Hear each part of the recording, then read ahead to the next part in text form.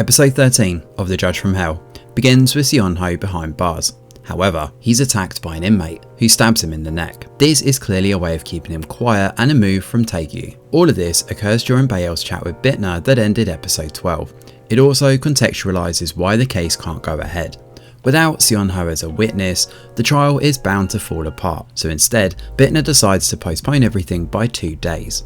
The sly grin and nod that Taegyu gives Daeon as he's taken out the court shows that he's the one behind this. Even worse, there's no video footage anywhere to be seen, which doesn't back up Seon-ho's story about his mother's abuse.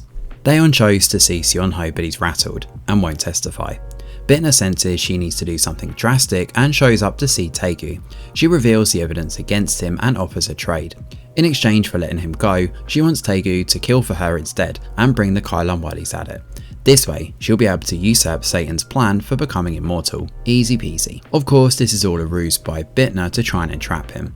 He doesn't go for it, but that's not to say he might change his mind if the trial goes south. Speaking of which, the trial takes place and Bitna starts asking the difficult questions. Taegyu nonchalantly shrugs it all off, despite the evidence against him, and his lawyer points the finger at Seon-ho. Seon-ho, though, shows up at the court and decides to testify after all. Seon-ho's testimony brings up what happened to So-young, including his part to play in her death. He stabbed So-young in the shoulder when she was about to cuff and arrest Taegyu, because he was concerned he too would be arrested alongside his brother. Seon-ho was also the one who attacked the woman in the alleyway. Taegyu told him to in order to get the villa residents out by scaring them into moving. Seon-ho was also witness to Myeon-suk's son being killed. He was the one who returned to the spot, feeling guilty over the boy's death. He held a white rose but then hurried away, so she never actually grabbed the murderer. She grabbed Seon-ho. Unfortunately, without hard evidence to back his claim up, the prosecution pounced on Seon-ho's mental state and, in particular, his history with taking drugs. Thankfully, Daeon and the other officers managed to find multiple tapes and the camcorder too, hidden in a secret basement room. They bring all of this to Judge Bitna, who reprimands Taegyu for it in court, given she's confirmed all of this for herself. Taegyu shows no remorse though, and he reprimands the victims over his decision to liberate people and how bad it is to be poor. He took pleasure in killing and admits it got easier the more he did it. His testimony is difficult to listen to, especially as it's followed up by Daeon's, who was only a child at the time he heard his mum sliced to bits. As he gives his emotional plea, the defendant's lawyer is taken out for interrupting and she lets him finish. That night, Gabriel returns and speaks to Bitna as they eat burgers. Bitna admits she's conflicted because of the Taegyu situation, but Gabriel believes she should just release the guy and kill him. If not, Bitna could well face death herself. But then, what of all those victims? All those who suffered at the hands of Jay's killing spree and deserve justice? All of this rests on just Isha's weary shoulders. A lot of this worry is mostly due to Daeon, whom she's worried will resent her if he makes the wrong move. Bitna gets Daeon to promise not to hate or resent her, depending on how she judges this one, and he simply tells her that he trusts her judgment. The sentencing does take place, and Bitna does a decent job of recapping everything we've learned so far. Now, the statute of limitations expired in 2014, so those killings that Taegyu has admitted to can't be used as part of this case. The sentencing given is judged based on the killing of So-young alone, but Bitna has heard the victims and decided to sentence Taegyu to death. Bitna does right by the people and the court, restoring faith in the system, but simultaneously signing her own death warrant.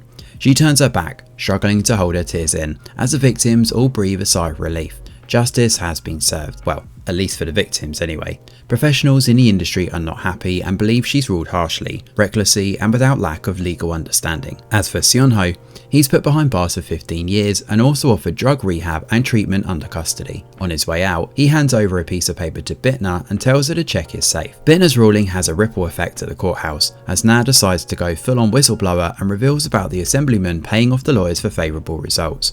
Na isn't deterred about losing his job, he's decided instead to become a big YouTube sensation, as you do. Myeon-suk is desperate for some sort of closure, but she's definitely not going to get it from Taegyu. Instead, she receives it from an unlikely source, Seon-ho.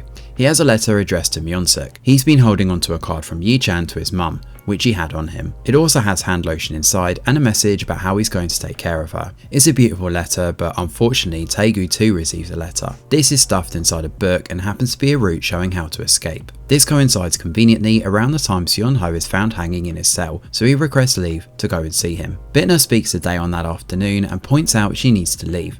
She holds his hand and admits he's the only weakness in her life. They exchange that they love one another and kiss tenderly right on the bridge.